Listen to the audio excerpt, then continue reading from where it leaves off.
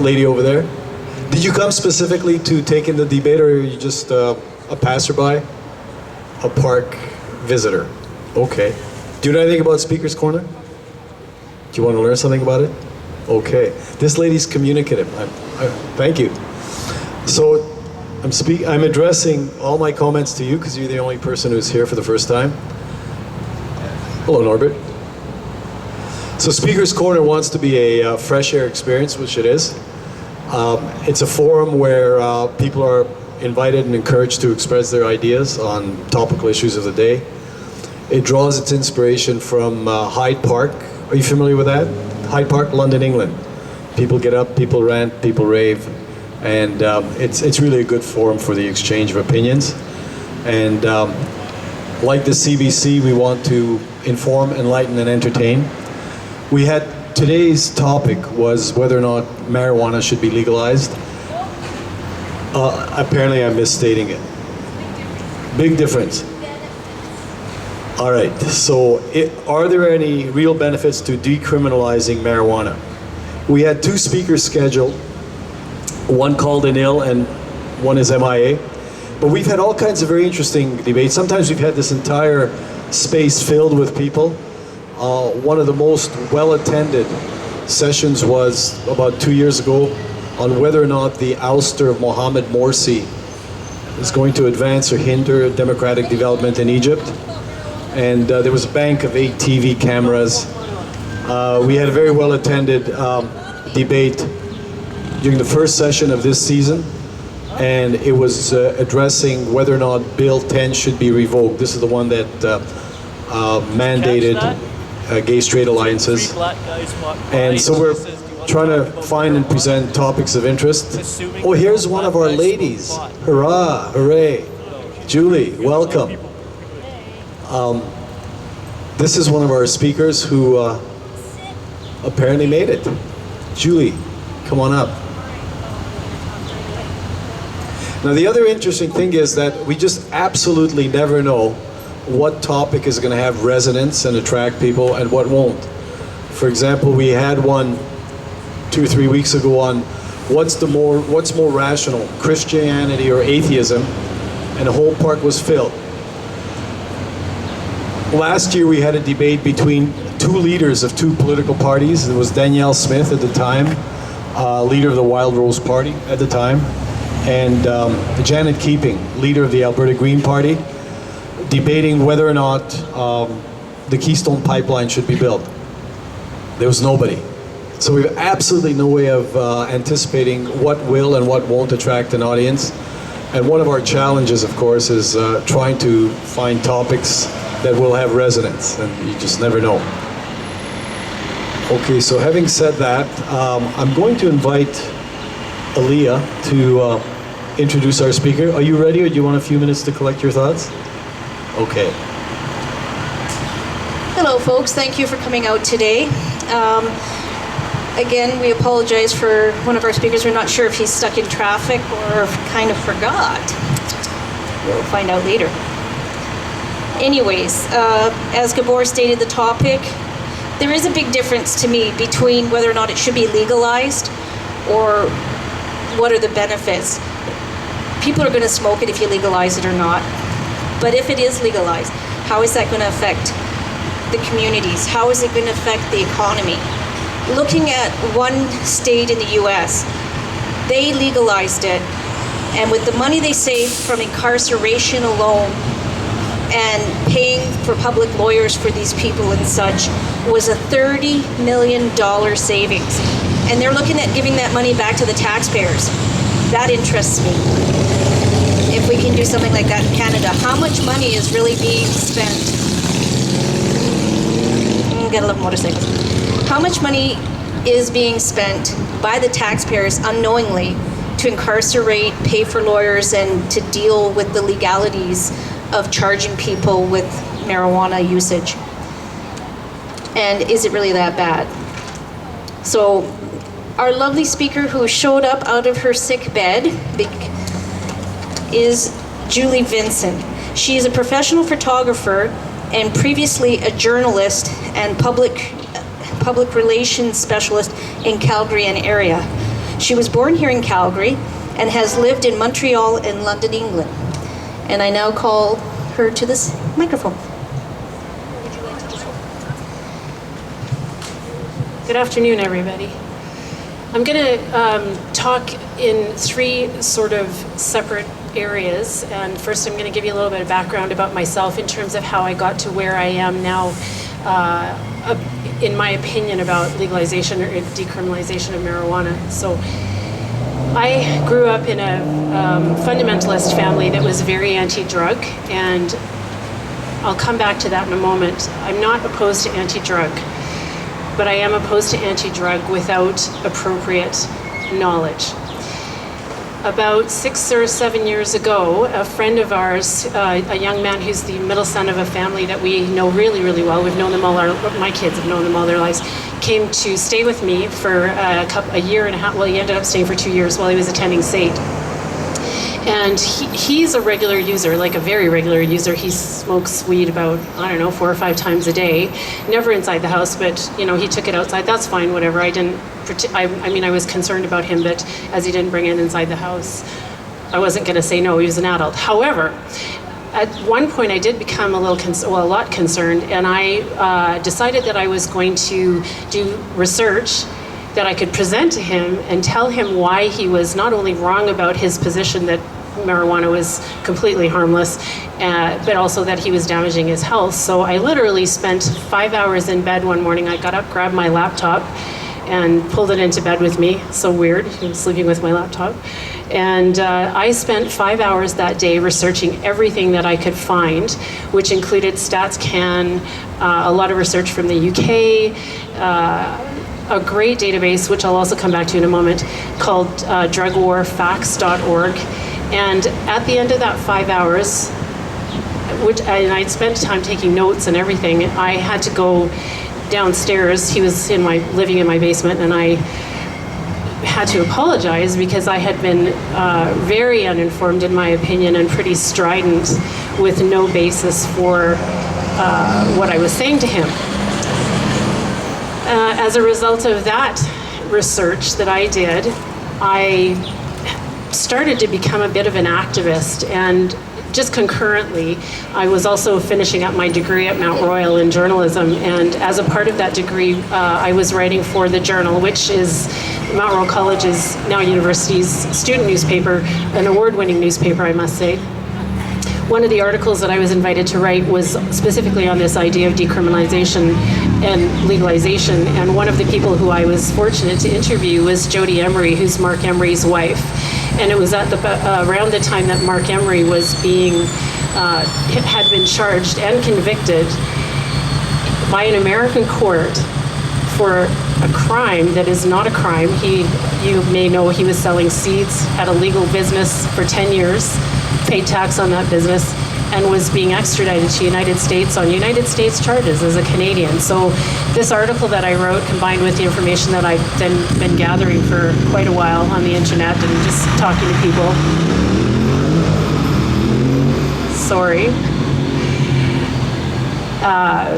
led me to become, I guess, I'm not an activist. Well, I am an activist about some things, but I don't necessarily call myself an activist because I'm not out going rah, rah, rah about things. But this issue really particularly bothers me because there are so many implications to not decriminalizing, at the very least, marijuana. So Elia brought up a couple things about the United States and the 2 states that marijuana is legal in 2 states and medical marijuana is legal in 13 states. And just as a point of note, there is zero difference between medical marijuana and regular marijuana. There just is no difference. It all comes from the same plants generally. Most of you will know that there are various strains of plants, but that's a political designation, not a reality in terms of potency or anything like that. Medical marijuana, I think I would say and I wish Dan was here because he'd be able to speak to this more than me, but I believe that medical marijuana is more regulated because it is legalized and all that kind of stuff. However, so we've just come back from Colorado a couple weeks ago, and Colorado is one of the states where marijuana is legal. period, across the board. You can go down the road and you can go to these, some of them are really lovely actually, these the dispensaries, and you can buy all sorts of stuff. You can buy edibles in the form of gummy bears, they're really cute. You can buy pot brownies, cute little round ones like we get here in Safeway. They look like the Safeway 2-bite brownies. You can buy all sorts of strains of weed.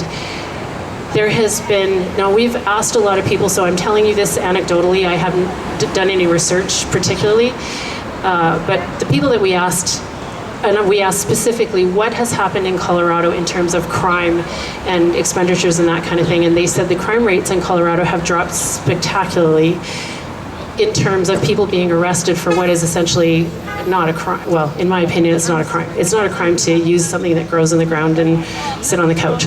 So that was one thing, and Elliot brought up the $30 million. That was actually not a savings. That's a revenue. It's $30 million of revenue that's come from taxation to Colorado, the state. And that money is so significant that Colorado, the government of Colorado, the state government, is obviously not, they're not having a debate, but they're having quite a big discussion about what they're going to do with what is essentially a windfall. And I don't want to confuse this issue because I do want to talk about legalization and health and, you know, incarceration and all that kind of stuff. So let me just back up a bit before I get too confused, or get you too confused.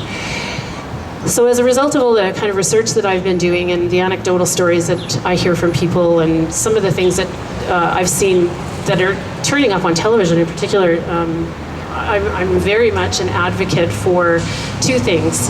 Decriminalization at the very least, legalization I hope, and for people to be much more proactive in terms of how they approach drugs, but marijuana particularly, but drugs generally. So I'm going to come back to my family now where I said they were very anti-drug. I am personally really, how will I say, staunch in the feeling that drug use, all drugs, is a responsibility. I will never comment on somebody's choice to use drugs. I personally don't, and I have, so I'm not a purist or anything like that. I've smoked weed and all that kind of stuff. I just don't personally enjoy it. So I don't make any comment about a person's choice to use drugs. However, I would comment that if a person does engage in drug use of any kind, that they have to be responsible with that. Depending on the drug you use, your effect on the people around you can be very significant. So when this family that I came from that was very anti-drug was not educated. It was just across the board, don't eat drugs, it's bad, it's a sin in their vernacular. And to me, that's a baseless way to approach it. It's important to understand what you're talking about, what the dangers are, what the benefits are, how it's going to affect the people around you, how it's going to affect your relationships. Where that concerns marijuana, there's a drug scale, actually I have it on my phone, I'll pull it up in a second. There's a drug scale that was developed by a British researcher 5 or 6 years ago, and just as a point, the fellow that developed this scale was vilified after he developed the scale because of how he ranked drugs, and particularly marijuana. Marijuana falls at, I don't know, I think it's 9 in that list, I'll check in a second, behind all sorts of things. I'm sure you won't be surprised to hear that alcohol is the most dangerous drug in the world. This is a legal drug, accessible to everybody, including kids, despite we have these laws to say, oh, you can't buy alcohol. So the scale is, it's ranked on out of 80 points. Alcohol rates at 72 points for general danger, and in terms of how dangerous it is for a drunk person, a person who uses alcohol in respect to other people, it ranks just below 50 on that scale out of 80. So it's quite dangerous. When I was in journalism school, the head of the Justice Admin Department came into our ethics class, and she was also speaking to the danger of alcohol. And she brought some statistics that really stuck with me, one being that a little bit more than 95% of domestic abuse cases that police services call to, rape, sexual abuse, sexual assault, alcohol figures in about 95% of those cases. Marijuana, on the other hand, it's almost unheard of for police service to be called to a domestic situation where the parties are stoned on weed. And forgive me for being, hilarity in this, but the likelihood that you're going to want to pound somebody when you're stoned is very low. You're probably going to be sitting on the couch eating Cheetos. It's just not, most police officers, if they're being honest, will tell you that they don't attend stoned people. Stoned people are just docile and whatever, but people that are using alcohol are not. And some of you might remember the Red Mile down here. There was no docile.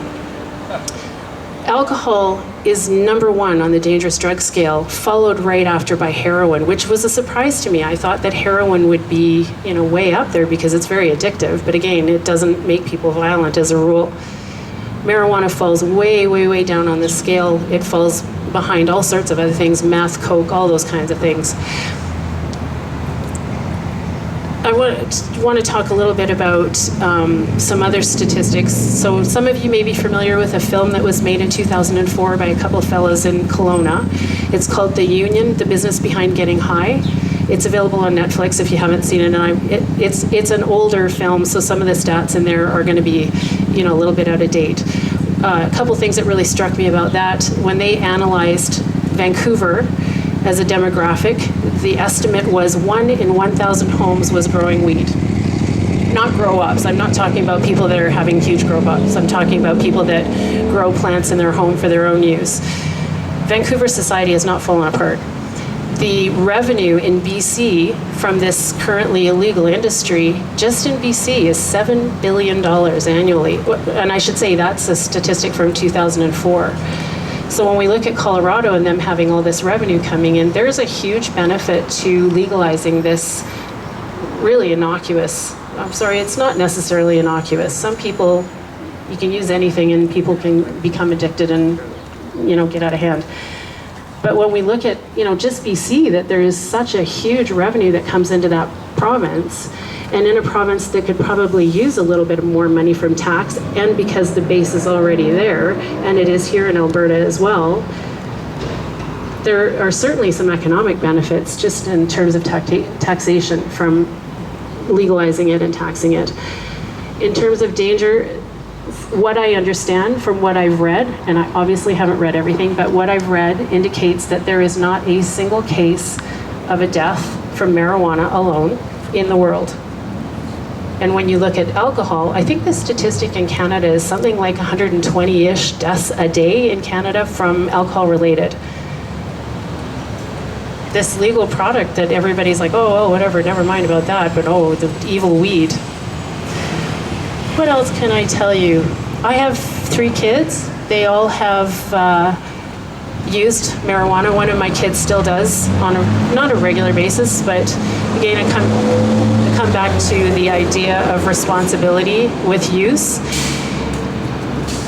I don't know, maybe it's me, I raised them right, I hope, but they're all very rational. And I'm bringing my kids up here because I think it's really important that people are educated themselves. If they have kids, that they also educate their kids about all of these drugs that are available. I don't think, closing our eyes and saying, oh, don't talk about that and you shouldn't know about that. I think that's a really dangerous proposition.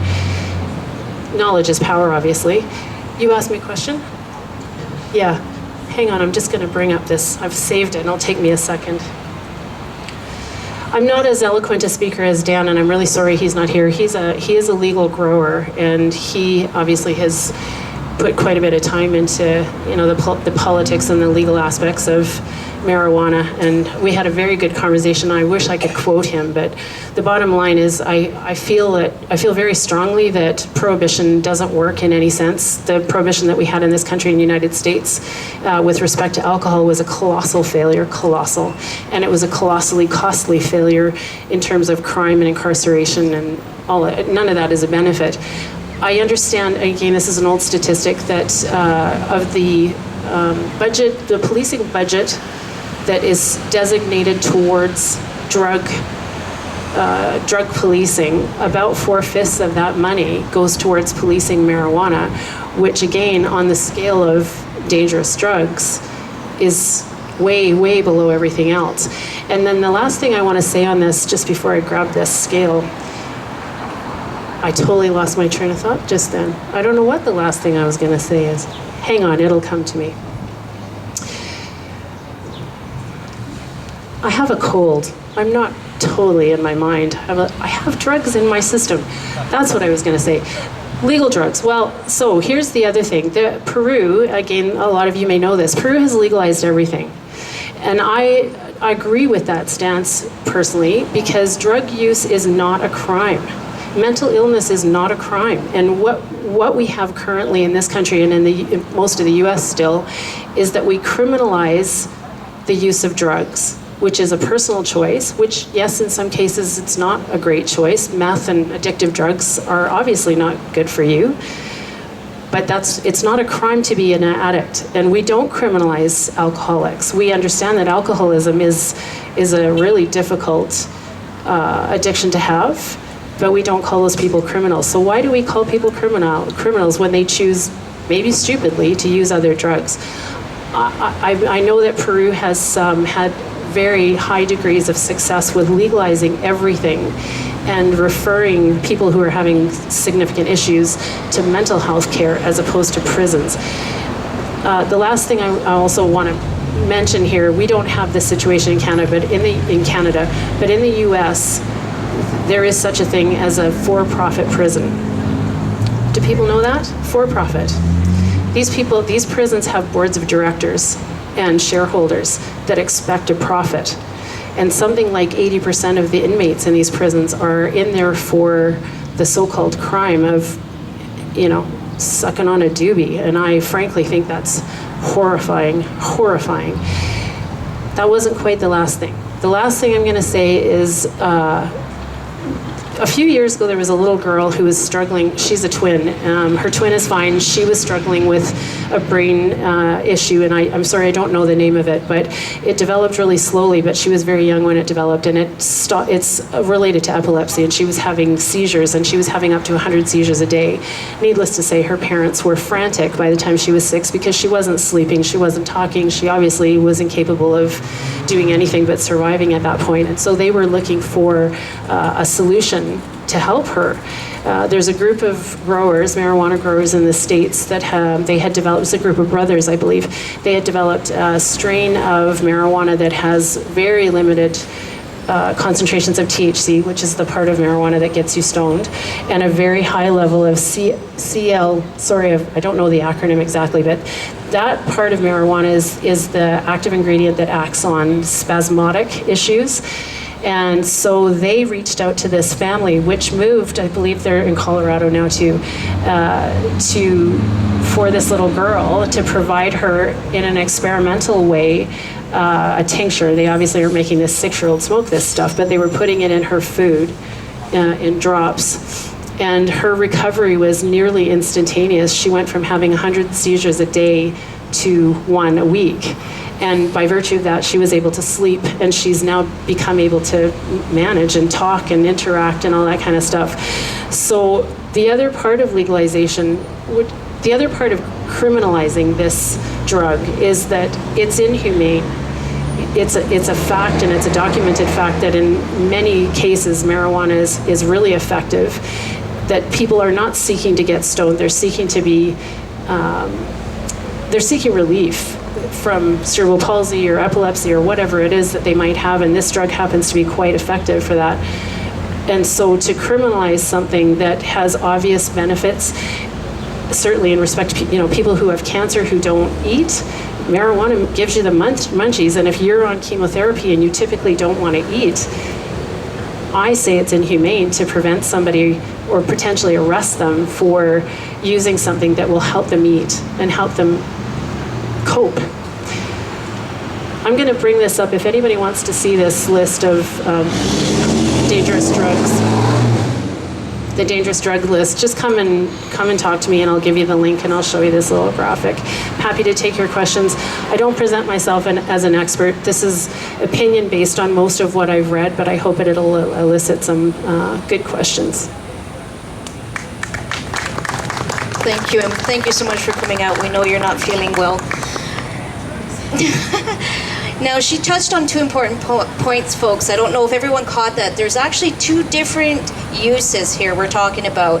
There is recreational use of marijuana, then there is the medical use of marijuana. They are 2 different types of marijuana that are in circulation today. and she touched on the chemicals that are in this marijuana. Now, the marijuana today is not the same as the marijuana that we smoked 50 years ago. I say we just as the public in general. And so there are a lot of things to be taken into consideration. We are regrettable that our other speaker did not show up. We're not sure what happened, if he's sick or stuck in traffic, but we've been trying to contact him without any luck. So we are going to open the floor. If anyone, would you like to talk to her before? You're okay that we do our question answer first? Okay. We thank CTV for joining us today for our debate on such a beautiful afternoon. And we are opening the floor. If anyone has anything they'd like to say, any comments, any questions, if I can get you to just line up over here by the left speaker. Anybody? Mr. Zinner. I'm going to move the speaker. It's in the wrong spot.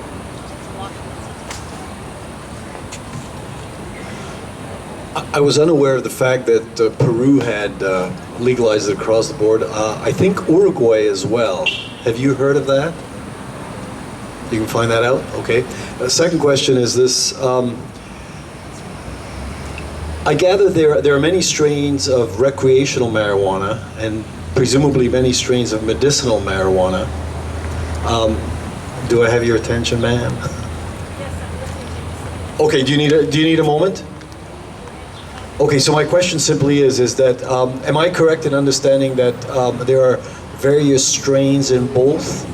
And do you have situations where medicinal marijuana also offers the high that recreational users are looking for? Or is it a whole different experience?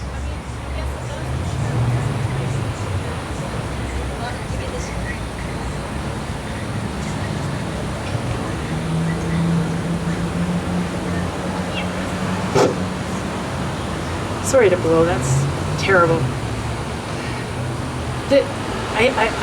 The answer to that question is yes, those drugs will give you a high, but the other answer to that question is somebody who is seeking out marijuana for medical uses is not looking to get high, they're looking for relief from whatever their issue is. So yeah, you probably are going to feel really relaxed, but if you have cerebral palsy and your life is characterized by not being able to walk, having difficulty having conversations, potentially not being able to work, you're not looking to get high, you're looking to be able to have a life.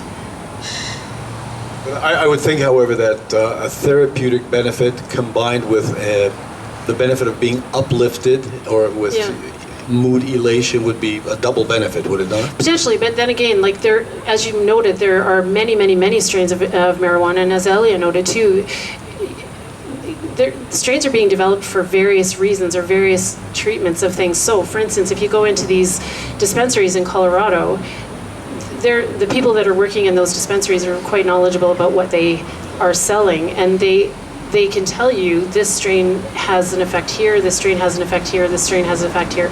So, and again, I don't know this number particularly, but what I understand is that marijuana has some 186 components related to THC, and as those components are modified, and this is GMO, people. This marijuana is GMO because we're growing these strains to enhance certain parts of them and decrease certain other parts of them. So, for instance, my daughter's mother-in-law is thrilled out of her mind because she lives in Colorado, and she won't mind if I say this. She's an old hippie. She used to smoke weed way back in the day. She's about 55, so she is an old hippie, and well, she's not old, but she comes from the years, the 60s when marijuana was illegal, but everybody was doing it anyway. So she's thrilled out of her mind that this stuff is legal, and so she has in her home a sewing kit, bizarrely, full of pot, and each of the types the strains that she's bought come in bags, and they say on the outside of them, this is what this is for, this is what this is for. If you tend to headaches, this is a strain that'll work for most people. If you have a joint pain, try this. If you don't sleep well, try this. It's not all things to all people. And just as a point of something to note, one of the reasons that Big Pharma has not been able to take over marijuana as a drug that they produce is that pharmaceutical companies must know what all the components of whatever drug they produce or use do in order to be able to market that. And with marijuana, there's a lot that's not known about some of the compounds in marijuana. So Big Pharma can't yet market it, which is good for us, those of you that use it, because Big Pharma, well, I don't have a huge issue with Big Pharma. I don't want to come across like that, but it can't be taken over by Big Pharma yet because it hasn't been studied in its entirety, and it can be studied in its entirety because it is still illegal in many places. So you can't get a dispensation to study this thing yet, or this stuff yet. So sorry, that was a way bigger answer than you asked for. That's okay. Three more, unless people want to come up, unrelated. You talk about, is there another, someone wants to come up? Oh, okay, well, I'm going to shrink away into the back. No, go ahead. I can always come back. I was just wondering, I had heard that, I'm sure it's the recreational strain or maybe both, severely cuts testosterone levels almost immediately. And if you could speak to that. I don't know the answer to that, but if I'm speaking just in a logical sense, I would be very surprised by that. I can imagine that some strains of marijuana might make you, not temporarily uninterested, but I don't think that, I don't know. I have never heard that before, and I'd be happy to look it up for you, but if you're saying cuts testosterone permanently, I would be very surprised that would happen. If you're saying causes a temporary decrease in testosterone, potentially, it doesn't make you less of a man if that's what you're asking. Okay. Performance Don't issues. worry about that. It might make you really sleepy and disinterested for a while. I just want to make a quick comment about the different kinds of marijuana. A lot of people don't understand that medicinal marijuana is not necessarily smoke. Yeah. A large majority of medicinal marijuana is actually, as Julie mentioned, in a liquid form where drops are added to food. There are also bakeries where it's baked into different goods. There are chocolate bars that are kind of like hash brownies. Everyone's heard of those, only it's a liquid form that's used. It's been reduced down to the chemicals. And that's how they're also able to manipulate what is in it and what isn't. And 90% of medicinal, I might be a little bit off on that, you do not get high from. Which is why a lot of people refuse to let their children use it because they think, I don't want my kid getting stoned. But it actually doesn't do that to them at all. It has a very, very different reaction on the children. Now this gentleman.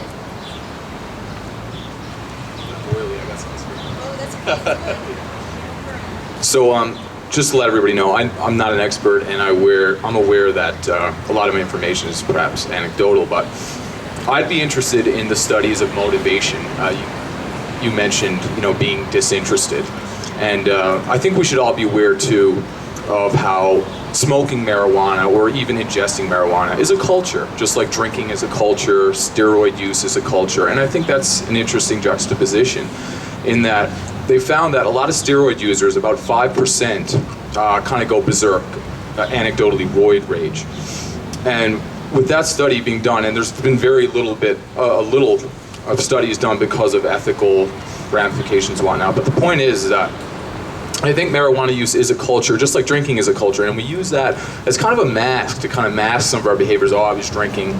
So I would focus less on the physiological kind of behaviors and more of the cultural ramifications. And with, I guess, that being said too, there's a lack of motivation, and perhaps contradictory, I would say also that there's a point of view out there that marijuana use in the early ages, probably in the teens to pre-adolescence era, can trigger, I'm not sure again on the research, but schizophrenia.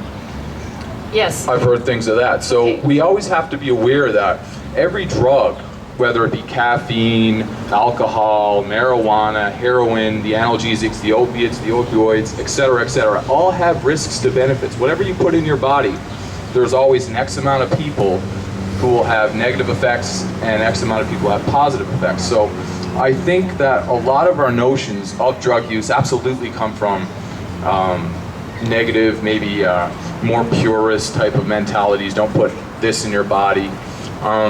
But it goes back to organic food. If you put organic food in a truck, okay, Sorry, CTV's got to go, and he'd like to ask her a little interview. Oh, okay, sure. So, Yeah. we will Sorry. answer you. It's too bad. I wish. Oh no, she'll be right back. Okay.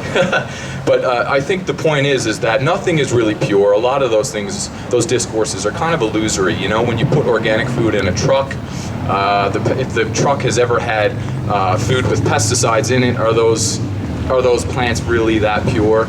So we kind of get stuck in those perspectives of what's pure, what's not, and it really, again, culturally kind of does something and skews our perspectives. But if I could say one thing, I think it would be that pluralism. Always look at it from both sides. Yeah, there's positives, there's benefits, just like steroids for muscle wasting, people dying of AIDS, etc.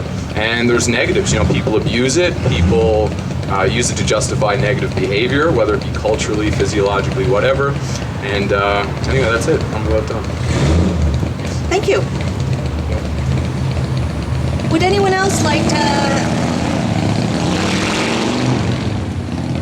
Would anyone else like to ask a question?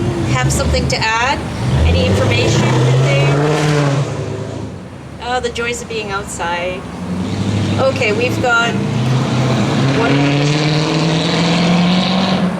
Well, this is really for the speaker, and I'll repeat the question when she arrives. But one of the issues that I've always pondered was whether or not it creates any, whether or not excessive consumption of grass creates cognitive problems, deterioration of the mind, memory, and cognitive skills. And I'm interested in her comments on that. Also, but there are no brain specialists here. Like you? Well, go ahead. Respond. Do you have an answer? Yes, actually, I do. Okay. Momentary loss of memory does occur. There can be, just like smoking cigarettes, it does affect your brain. Long-term use, if you're using it on a daily basis, depending on what kind of marijuana you're using, yes, it can have cognitive effects that are long-lasting. The same as cigarettes. Anything you put into your body like that affects your oxygen levels and such will affect your brain eventually. There has been a few studies done on this, but they're really still, it's the empirical evidence is being challenged because it has not been clean research, as we call it. So we still have more research to do on it. We find that the effect of marijuana is very different on different people. Some people will smoke it and they'll hallucinate. Other people will smoke the same strain and they'll just sit there and mumble and giggle on the couch to themselves. So it actually affects people very differently, and we're finding that the effects of marijuana on the brain are actually in different people depending on the neural system of the brain and how it's working. Different parts of the brain are actually being affected in different people, which is kind of interesting. So this is a little more research that we're working on right now to find out what parts of the brain different strains of marijuana will affect. It costs a lot of money, so of course a lot of people don't want to really put the money into it unless they feel they're going to get something out of it. That's what it comes down to, I'm afraid, is dollars. Any other questions? Well, I have another observation, really. So one of the problems with, any new product which brings with it the potential for good also brings with it the potential for bad. And of course, we've heard this before from the previous speaker. But in particular, when you look at, say, the drug industry, which is regulated, you're supposed to be able to walk into a pharmacy and know exactly what you're getting. Now with this, and by the way, I'm not speaking against legalization, but I'm speaking against regulation, which I guess is another facet of legalization. And we heard the speakers say that there's all these strains of marijuana, and this is good for this, and this is good for that, and so on and so forth. So I ask myself, who certifies it to be useful for such and such a use? What is the empirical evidence? What is the research that's been done to certify this the case? Because just as in the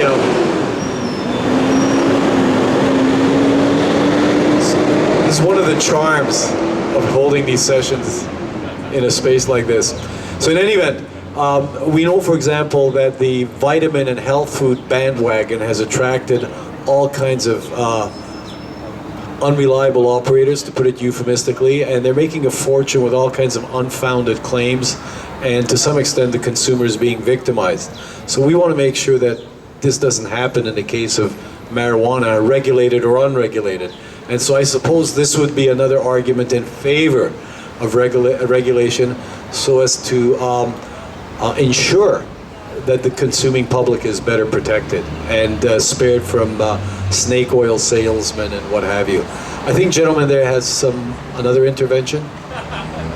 You brought out some good points there too, Gabor, and that is a concern. We see that with pharmaceuticals online right now. Just because nobody else is out. No, I'm gonna take it.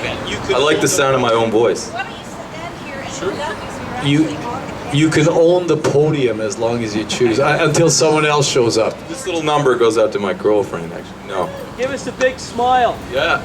There you go. For the cameras. So I'm a social worker. I work for a DFNA, Delegated First Nations Agency. But so basically a lot of social work, and it is a very social worky, esoteric perspective. But in the practice, there is more critical social workers against pharmaceuticals, against, when you think of things like schizophrenia, there's medications for that. And these have virtually been legitimized.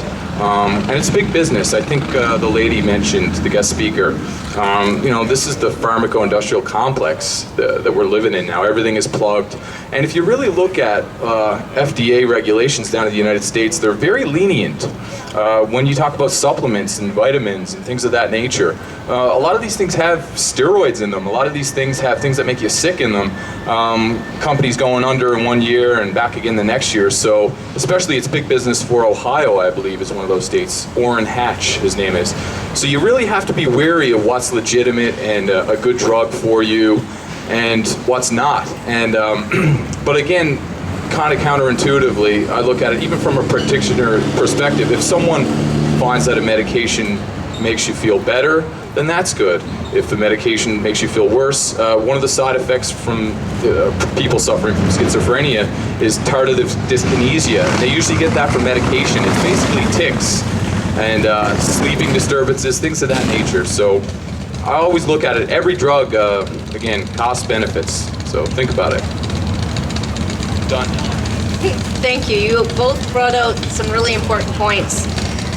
We do know that pharmaceuticals you got to be careful with because there's a lot of stuff right now on the internet. The internet is one of the biggest sellers of pharmaceuticals right now for people, especially shut-ins. It's a great way for them to get medications. Unfortunately, as was brought out, some of these medications, these companies are very questionable and their factories are dirty. They are putting stuff into these medications that are not what's supposed to be in them. I know people who are on something as simple as blood pressure medication, and her husband died because the medication was not blood pressure medication that they had ordered. There was something else in the pills. So yeah, this is another area that's got to be looked at.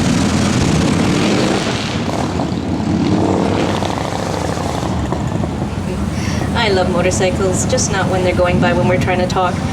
Does anyone else have anything they'd like to say? If not, we're going to call this to a close. I'd like to repeat a couple of questions for the speaker when she comes back.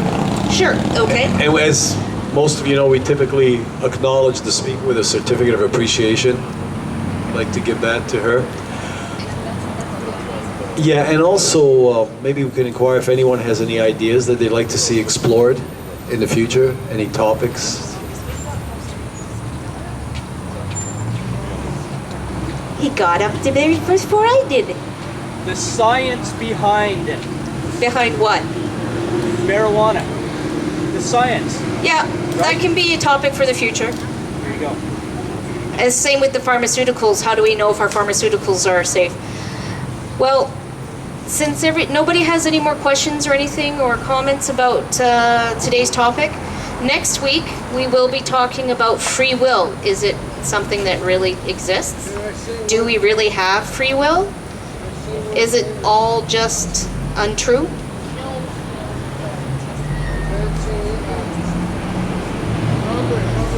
Okay, it looks like our speaker's coming back too. So yes, so next week our debate will be on free will. Is it real? Does it exist? Does not. I can't fly. That tells me I don't have the free will I want.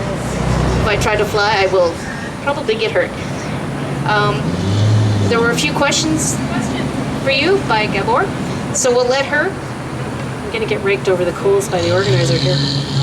I think you missed this comment, and this was a comment that received an intervention responding. Okay. But you mentioned the fact that there are many strains, Yeah. and different benefits are supposed to attach to different strains.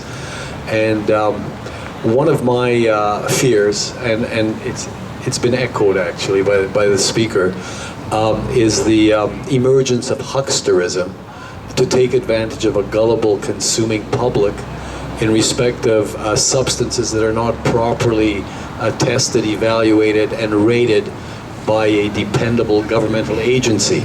And I'm thinking that this risk would actually be mitigated through the legalization if it attaches to, if there's corresponding regulation that comes with it. But as for today, how reliable are the claims being made in respect of this particular strain being able to do this for you, that particular strain being able to do that for you, so on and so forth? How reliable are those claims? Okay, you have two questions, or two points here. The first one I'm going to address right away. When you're talking about drugs, pharmaceuticals, there is testing. You all know that in the United States there's the Federal Department of Drugs, whatever, the FDA, whatever it is down here, and we have a similar department up here in Canada that tests all drugs before they come on the market. For the most part, those drugs that come on the market are reliable, dependable, probably won't kill you, but we do know cases where drugs that have been tested, or at least alleged to have been tested, I'll come back to that in a sec, do kill people, and those are drugs that have come through big pharma and supposedly have been tested. So I'm talking about real drugs. There have been some medications in the last 10 years, in particular heart medication, and I'm so sorry I don't remember the name of this thing, that did make it onto the market after substantial testing, but did end up killing a whole bunch of people. Not a whole bunch, but enough that a whole bunch in terms of big pharma is 10. If it kills 10 people, they'll pull it, same as vehicles, because they'd rather not be sued. So to your question about reliability, big pharma, or the drug testing organizations in Canada here, are for the most part reliable. But that same organization is saying that homeopathics are dependable medicines, and they are totally not. So I don't think we can draw a conclusion that this overseeing board is going to guarantee that a product you might buy or you might be prescribed is going to do what it says it's going to do. Homeopathics contain no active ingredients at all. The active ingredient is diluted right out of the product, and yet the Canadian Drug Agency, the organization that allows products to come onto the market, says, oh yes, this drug that has been tested and has failed testing in every test that it's ever been put through, all of these. So we can't necessarily depend on that, although I would never say don't depend on, if your doctor's prescribing you something, likely it'll help you. Your second part of your question, though, when in dispensaries, when the providers in the dispensaries are making claims about the efficacy of a certain strain of marijuana, I'm not an expert and I can't answer that. I don't know how that assessment is done. I suspect a fair amount of that may be anecdotal in terms of people just coming into dispensaries. So you can get a medical dispensation in this country and in the US to use marijuana. It would be irrational to say that everybody who has that medical dispensation actually needs weed. That's ridiculous. It is a fact that some people get a medical dispensation because maybe they do have regular headaches, and it could be just a result of them eating cheddar cheese with whatever additives that doesn't agree with them. So I can't answer your question. I think a lot of it is anecdotal. But for me, the overriding thing with marijuana is that it is demonstrably not dangerous. There are no deaths attributed to marijuana, period. There just aren't. There are deaths, I think it's like, I could be wrong, but it's either 2,000 or 6,000. I'm erring towards 6,000 deaths annually in the United States from Tylenol. Tylenol. You can buy that over the counter and you can take that every day of the week, and that's been tested and used, and it's very effective. there are deaths. I think the statistic in Canada is 230 people die a day from smoking. And that's tested and that's legal and all sorts. There are no deaths attributed to marijuana. So really, even if it doesn't fix whatever your problem is, or whatever problem you have told your doctor you have, whatever, it's not going to hurt you. It just isn't. The worst thing that's going to happen to you is you're going to get couch lock and you're going to lay there until whatever wears off. You may have disconnection in time. You may have lowered testosterone for a little while, but overall, it's not going to hurt you. I want to talk about addiction too. This is a really interesting thing with marijuana. There is a suggestion that marijuana is addictive, and that is not a fact. It may be habit forming, but an addiction necessitates withdrawal.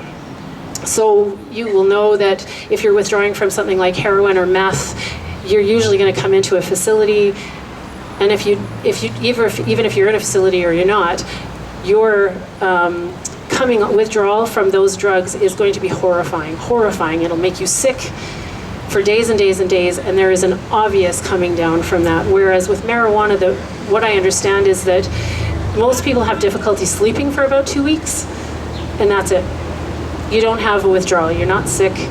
It's not addictive in that way. So when people are given a sentence in the courts, what normally will happen is, I'm sorry, I'm going to quote an American statistic here. I'm not sure what happens in Canada, but I'm assuming it's a bit the same. In the United States, when you are convicted of drug possession, you have the choice of going into a rehab facility for detox for 30 days or having a criminal sentence. How many people here would rather have a criminal sentence than go into rehab for 30 days? See, nobody. So that statistic is really skewed. It's not a fact that people are withdrawing from this drug. It's the fact that they're choosing not to have a criminal record. You had another question? I do. So for people that want to smoke it, Yeah. which is, I think, the preferred method for recreational purposes, is it not at least as much of a hazard from a carcinogenic point of view as tobacco? And is the tar content not at least as high or higher? No, it's way less. On both counts? Yes, and so that's a really interesting question, because you would think that if there was a cancer risk, that the Canadian Cancer Society and the American Cancer Society and all of them would be on it like a pack of dogs. And you would think that they would keep statistics, but in fact that is not true.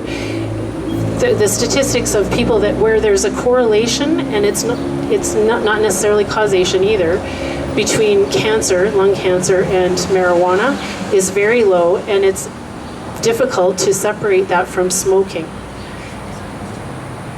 Last question. Some people will report, myself included, that the consumption of grass impairs life skills. I'm thinking of things like short-term memory, motivation, drive, and for these reasons, if you're engaged in an active, productive lifestyle, you're better off not using it. What's your comment on that? I don't believe that bears out in reality. And this is anecdotal, of course, but I personally know people that are extremely functional people. I know people who work in your field who smoke regularly. It is true that me, for instance, if I actually have weed in my fridge. I'll tell you this story in a minute, but the stuff that we happen to grow quite by accident in our garden, quite a hilarious story, puts me to sleep. So I'm not going to be writing any dissertations. That said, it's an interesting thing. Other strains of marijuana have happened with this friend of ours that lived in our basement, to have some with him one night, and it was really interesting watching a movie like that, but it certainly doesn't impair you permanently. A gal that I know through my daughter, and this gal is a bona fide genius, like the girl is a genius. She's done 2 honors degrees at school, and her brain just works so quickly, and I suppose some people would say she has ADHD. The benefit to her of marijuana is it calms her down enough that she can actually participate in her day. She has 2 honors degrees, bachelor degrees, and A's, straight A's all through school. So yeah, it might put you, some strains might put you to sleep for an hour, but it's not gonna, that's not a permanent situation. It isn't. Have you ever smoked? Of course. So look at you. Lots. You're Yeah, you know, you're a perfectly functional member of society. You do well in your job. You're respected. Your clients respect you. It is not it's not going to permanently disable you. I've abandoned use for the most part. Fine, Because of these negative effects on me. As much Yeah. as I've enjoyed it Right. and have had spiritual glimpses and insights Right. and insights into self, but that's been my experience. But you're a case in point that the effects of marijuana are absolutely not permanent. They're just not. There's no addiction. Somebody mentioned something about schizophrenia. There is some indication that schizophrenia can emerge, but it doesn't. That indication does not say that a person who does not have schizophrenia at all, and it's a genetic condition. It's a brain condition. It's not something that you get from drugs. Joe Buddy out there in the world smoking weed is not going to get schizophrenia. People who have a tendency to schizophrenia, it may emerge sooner. It may, but this idea that if you smoke drugs you're going to end up being a crazy schizophrenia wearing a bath towel down here, no, that's not reality. The other thing I think it's important to know too, there's a statistic in Canada that about 80% of Canadians have tried marijuana. 80%. And you know, we're not falling apart up here. We might if those people from the United States want to come up here because of the whole gay marriage thing, but never mind. Thank you. Any other questions or comments, gentlemen? I just wanted to ask you to comment on a couple of things. On a public safety point of view regarding the trade, if you could maybe talk about the difference between a system of prohibition and legalization for the effect of the trade and trafficking of marijuana on society. So considering innocent bystanders to families in South America who are currently growing it for cartels or anything like that. And I had one more question. Let me answer this one first. And I'm not an expert, and so I'm going to say this is purely opinion, and it's opinion based on a little bit of substantiation. I was in Mexico City in October last year, and we have acquaintances there who we actually asked about what's going on with the narcos down there, and their comment, and I'm paraphrasing, I don't remember word for word, but they indicated to us that they feel very much that the United States is using them as a distribution point.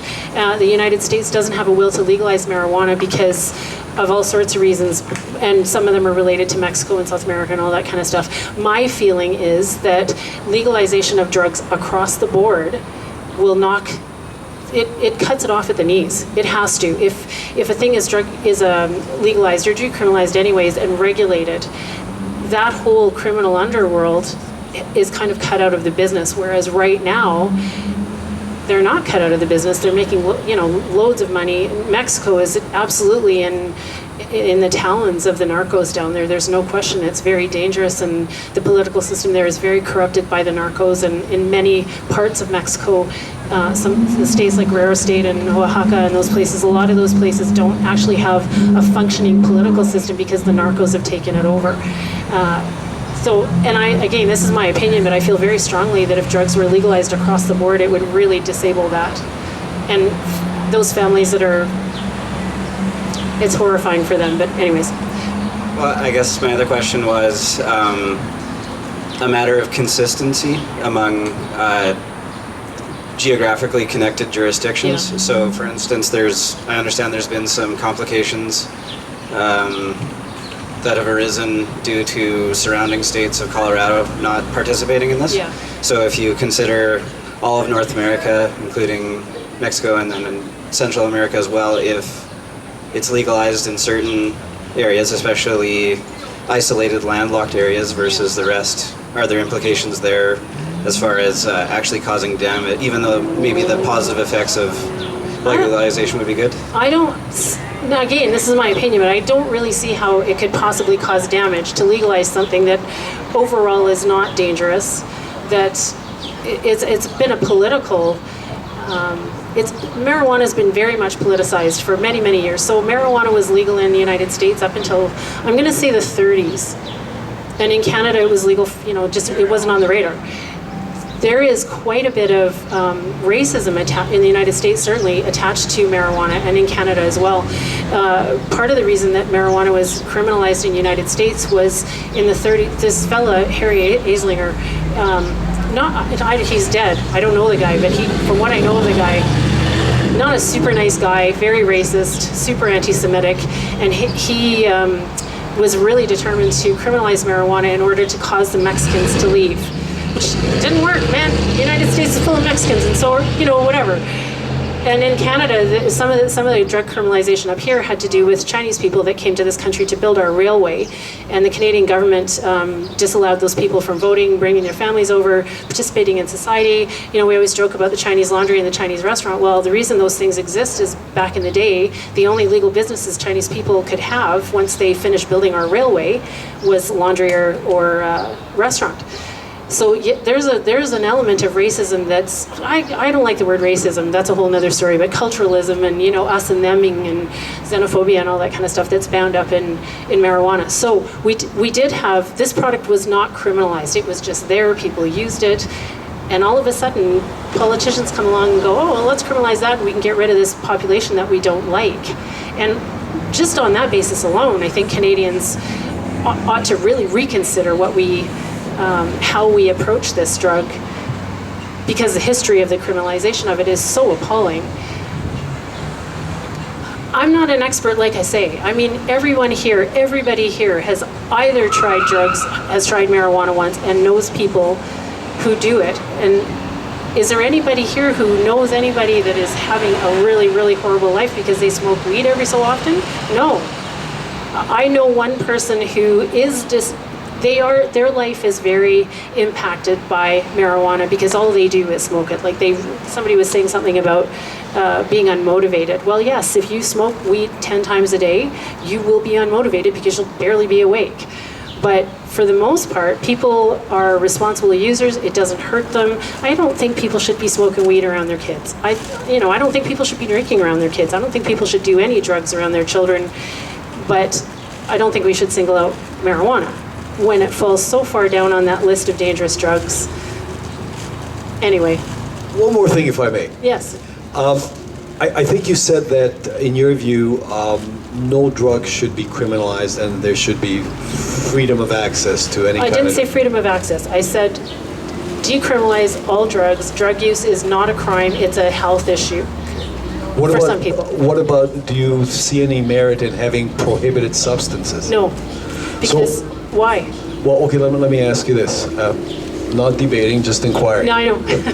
What about something like heroin, for example, or speed? Heroin and speed are both Schedule I drugs right now. Okay, so I'm trying to, as a lawyer, I'm trying to understand the distinction that you're trying to draw. So you're saying that they should, people should not have access to them, but they shouldn't be criminalized should they gain access? I don't believe that either. What I'm saying is that those drugs are criminalized right now. They are Schedule I drugs, and yes, they definitely do have some health impacts. There's no question. Heroin's not good for you. But would you remove the prohibition from the criminal code? Yes, because there are two parts to that question. One of them is it's a health risk to do heroin. It is. You are at risk of all sorts of things: dying, overdose, AIDS. You're at risk of all sorts of things, but all of those things are health concerns. The other side of that question, though, is when that is being marketed. There's no question. You can get heroin if you want it. So the criminalization of the product doesn't make it inaccessible. It does, however, put money in the pockets of organized crime. So if we say, okay, drug use is a health concern for some people, and it's an economic concern because it puts money in the pockets of the black market, yes, I think we should legalize it across the board, but still say, look, it's legalized now. It isn't any less dangerous for you. Heroin is not any less dangerous for you because it's now decriminalized or legalized. One last thing. What about cocaine? Do you have any views on the use of cocaine within the spectrum of drugs? I mean, personally, I think I personally would not use the stuff. I don't personally like the effects of, I don't like to feel drunk myself, so I'm only commenting personally. But again, that's a prohibited drug at the moment. People still use it. They still, whatever, they get all what is that thing that people say? I get all jiggy with it. But the fact that the thing is illegal doesn't make it that people can't get it. They will get it. And there's, this is a psychological thing, but if you say to most people, you can't have this, and they look out in the world and they go, well, lots of people have this, some people get in a lot of trouble, a few people die, but overall, whatever, I'm going to try it. And I want it even more because it's prohibited to me. Cool, thank you. Criminalization of stuff doesn't make it. Thanks, everybody. I'm not an expert. I just have an opinion. Please go to Google, inform yourselves. I'm not here to say you should change your mind on any of this stuff. I'm here to say educate yourself. Go to StatsCan. Go look at this site called drugwarfacts.org. It's a searchable database of something like 1,000 studies. So you can go in there and you can put in a term, for instance, like gateway drug, and find all the studies that relate to that. Just educate yourself. And then, try it if you've never tried it. You might like it. Julie, before we let you sit down, we really appreciate people who take time and make the effort to come down. We understand that it entails some sacrifice. It takes time, preparation, effort. Tylenol, cold and flu. You put yourself out there. So we'd like to give you a certificate of appreciation. Thanks so much. And we say to you, thank you, Julie Vincent, for dedicating time and effort by speaking at Speakers Corner Calgary. Thanks to your contribution of ideas, energy, and just for being here, we are better able to inform, enlighten, and entertain a more vibrant Calgary. Thank you very much. So nice. Thanks so much. Thanks, everybody. Appreciate your attention.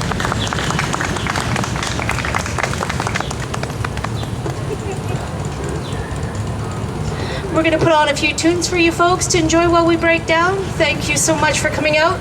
You can also go to our site at meetup/speaker-corner-Calgary, and you can sign up. There's no obligations, no fees, if you would like reminders of what our next and upcoming events are. If you have any other questions or concerns or want any information, please feel free to come up and talk to us. Thank you.